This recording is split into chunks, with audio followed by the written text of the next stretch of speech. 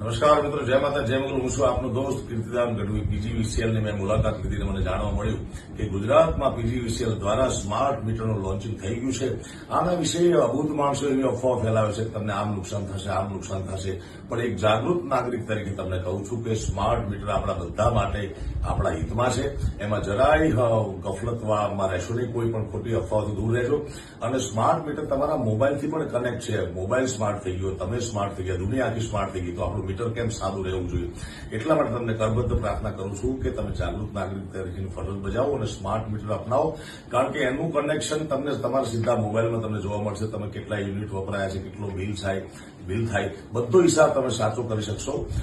માટે તમને કરબદ્ધ પ્રાર્થના છે કે ખોટી અફવાઓથી દૂર રહીએ અને સ્માર્ટ મીટર અપનાવીએ. ધન્યવાદ. નમસ્કાર દોસ્તો, હું છું ગોપાલ ઇટાલિયા.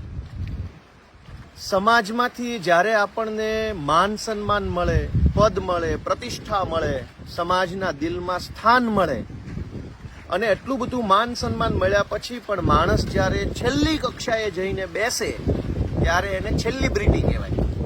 આવા જ ગુજરાતના એક સેલિબ્રિટીએ હમણાં વિડીયો બનાવ્યો અને એવું કીધું કે સ્માર્ટ મીટર લગાવો, અફવામાં આવશો નહીં, ગેરસમજણ ફેલાવશો નહીં, વગેરે વગેરે વાત આ સેલિબ્રિટીએ કીધી.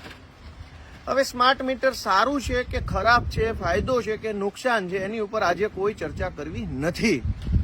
પણ જે સેલિબ્રિટીઓ સમાજને નૈતિકતાનું, સમાજને ધર્મનું, સંસ્કૃતિનું, સંસ્કારનું જૂઠું, ભ્રામક અને બનાવટી જ્ઞાન આપે છે, એવા સેલિબ્રિટીઓને એક સંદેશ આપવો છે કે ભાઈ, ધર્મના હજારો પુસ્તકો છે, વેદો, પુરાણો, ઉપનિષદો, અલગ અલગ ધર્મના અલગ અલગ ગ્રંથોને એટલું બધું વિશાળ નોલેજ છે કે કોઈ ક્યારેય એને પામી શકવાનો નથી.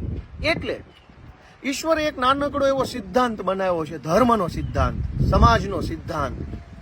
એ સિદ્ધાંત એમ કહે છે કે ઈશ્વરે, પ્રકૃતિએ, સમાજે જો તમને બળ અને બુદ્ધિ આપ્યું હોય, કોઈ શક્તિ આપી હોય, બોલવાની, લખવાની, અવાજ ઉઠાવવાની, વિચારવાની, કે 2 પૈસા ખિસ્સામાં હોય એ પૈસાની કોઈ શક્તિ તમને જો ઈશ્વરે, કુદરતે આપી હોય, તો એ શક્તિનો ઉપયોગ ગરીબ માણસ માટે, લાચાર માણસ માટે, જેની પાસે એ શક્તિ નથી એના માટે કરજો. તમારા ખિસ્સામાં રૂપિયા હોય તો એ રૂપિયા ગરીબ માટે વાપરજો.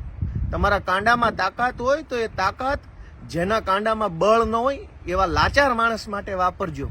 તમારી અંદર દિમાગ હોય તો એક આમ માણસ, સામાન્ય માણસ માટે તમારું દિમાગ વાપરજો. રૂપિયાવાળા માટે તો રૂપિયા કોઈ પણ વાપરી શકે. એટલે ધર્મનો આવો સિમ્પલ, સાદો, સહજ સિદ્ધાંત જે સમજી નથી શક્યા એવા સેલિબ્રિટીઓ આપણને જ્ઞાન આપવા નીકળ્યા છે. સરકારની તરફેણ શું કામ? સરકાર પાસે જોઈએ એટલું ધન છે, સરકાર પાસે જોઈએ એટલું માણસો છે, સરકાર પાસે જોઈએ એટલા એન્જિનિયરો છે, સરકાર પાસે જોઈએ એટલી પોલીસ છે, જેલ છે, કોર્ટ છે, કચેરી છે, ગુંડાઓ છે, બધું જ છે. જેની પાસે આ સમાજની તમામ તાકાત છે એની તરફેણમાં ન ઉભા રહ્યો તો વાંધો નથી, એ ખોટું નથી. પણ જેની પાસે કશું જ નથી, ભગવાને આપેલા હાથ, પગ ને મોઢા સિવાય જેની પાસે કંઈ નથી, એવા લાચાર માણસની બાજુમાં જો તમે નથી ઉભા રહેતા તો તમે અધમ કામ કરો છો, પાપ કરો છો, અધર્મ કરો છો. જેની પાસે, અને મહાભારતના યુદ્ધમાં ભગવાન શ્રી કૃષ્ણએ કોનો પક્ષ લીધો? જેની પાસે અક્ષોહિણી સેના હતી, જેની પાસે ધુરંધરો હતા, ભીષ્મ જેવા, કર્ણ જેવા, જેની પાસે બાણાવળીઓ હતા શ્રેષ્ઠ, એવા કૌરવોનો પક્ષ લીધો કે જેની પાસે કશું જ નહોતું એવા પાંડવોનો પક્ષ લીધો? ઈશ્વરે શક્તિશાળીનો પક્ષ નથી લીધો, નિર્બળનો પક્ષ લીધો છે. ઈશ્વરે સત્યનો પક્ષ લીધો છે. તો સમાજ જેને માન સન્માન આપે પછી જે છેલ્લી કક્ષાએ જઈને બેસે એવા સેલિબ્રિટીઓને વિનંતી છે કે ધર્મનું કે સંસ્કૃતિનું સાચું જ્ઞાન આપવાની તો તમારી ઓકાત નથી, પણ કમસે કમ સરકારે ને અમારે શું કરવું એમાં વચ્ચે તમે ખોટા ના પડો. અમે જોઈ લઈશું સરકારનું શું છે અને અમારું શું છે.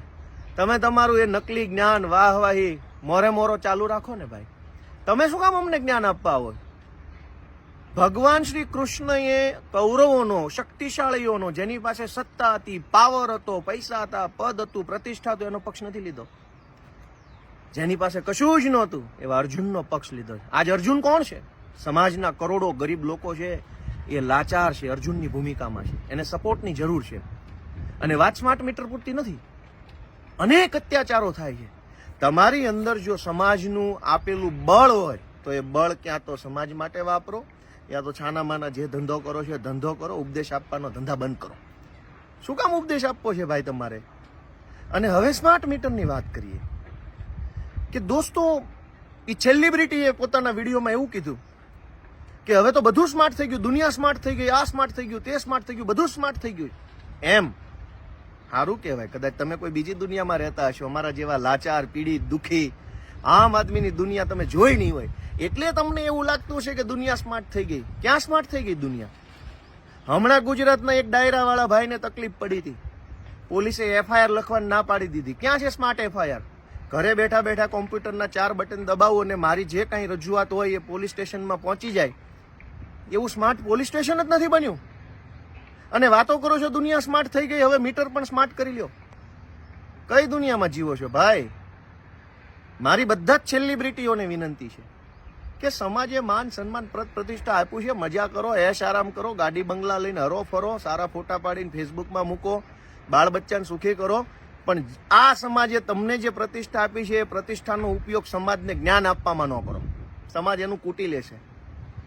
સેલિબ્રિટી બનવાની કોશિશ ન કરો. સમાજના પદ પ્રતિષ્ઠાને જીરવો. સ્માર્ટ બની ગયું છે બધું. કેવી રીતે?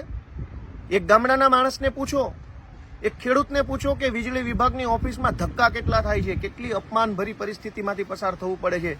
એક નવું લાઇટનું કનેક્શન લેવા માટે વાવાઝોડામાં કે બીજી ત્રીજી રીતે કનેક્શન તૂટી ગયું હોય તો એનો જોઈનિંગ કરાવવાની અરજીઓ આપીને થાકી જઈએ, કામ નથી થતું. ગામની અંદર એક રોડ બનાવડાવવાનો હોય, કામ નથી થતું. હાથ જોડી જોડીને માણસ થાકી જાય છે, લાચારી કરે છે. એટલા હાથ તો કદાચ પોતાના પરિવારના વડીલોને નહીં જોડવા પડતા હોય જેટલા હાથ આપણે અધિકારીઓને જોડવા પડે. ક્યાં છે સ્માર્ટ વ્યવસ્થા? મામલતદાર ઓફિસોમાં સ્માર્ટલી કામ નથી થતું, ગ્રામ પંચાયતોમાં સ્માર્ટ કામ નથી થતું, સસ્તા અનાજની દુકાનોની અંદર લૂંટફાટ ચાલે છે, વીજળી વિભાગની અંદર ખેડૂતોને અન્યાય થઈ રહ્યો છે, નગરપાલિકાનું નામ લેવાય એવું નથી. અને સેલિબ્રિટીઓ એવા ઉપદેશ આપે છે કે દુનિયા સ્માર્ટ થઈ ગઈ. ભાઈ તમે કોઈ અલગ દુનિયામાં જીવતા હશો, તમારી દુનિયા સ્માર્ટ હશે. અમારા લાચારની પીડા ઉપર પાટા મારવાના ધંધા શું કામ કરો છો? મીટર સારું હશે તો અમે એન્જોય કરીશું, મજા કરીશું, બહુ સરસ, થેન્ક યુ. અને નહીં સારું હોય તો વિરોધ કરીશું. કોણ છો ભાઈ તમે જ્ઞાન આપવા વાળા? જ્ઞાન આપવાની શું તમને પદવી મળી છે? આ સમાજે પ્રેમ આપ્યો છે એટલે તમે સેલિબ્રિટી બન્યા છો. કશું સ્માર્ટ નથી બન્યું. અને બધું સ્માર્ટ બની ગયું હોય એવો દાવો હોય. મંત્રી કેમ ડફોળ છે? મંત્રી તો 8 પાસ ને 4 પાસ ને 5 પાસ ને એવા છે. તો જાઓ પેલા તમે જેની દલાલી ને તમે જેનું સમર્થન કરો એને સ્માર્ટ બનાવો પેલા, પછી અમારા મીટર સ્માર્ટ નાખજો. મંત્રી ડફોળ અને મીટર સ્માર્ટ, એ કેવી રીતે ચાલશે?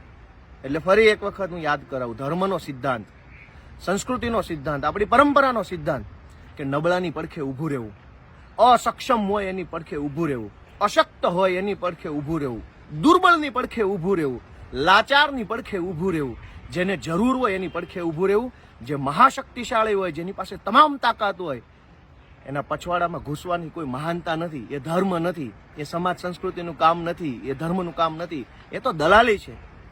એટલે દલાલી બંધ કરો. ઊભા રહેવાય તો દુર્બળ, નબળા, લાચાર, પીડિતની સાથે ઊભા રહ્યો. ન ઊભું રહી શકાય તો જે કાંઈ તમને મળ્યું છે એ વાપરો, મજા કરો, DSLR કેમેરાથી ફોટા પાડો, પણ ગામને ઉપદેશ આપવાનું બંધ કરો. એવી અભ્યર્થના સાથે જય જય ગરવી ગુજરાત.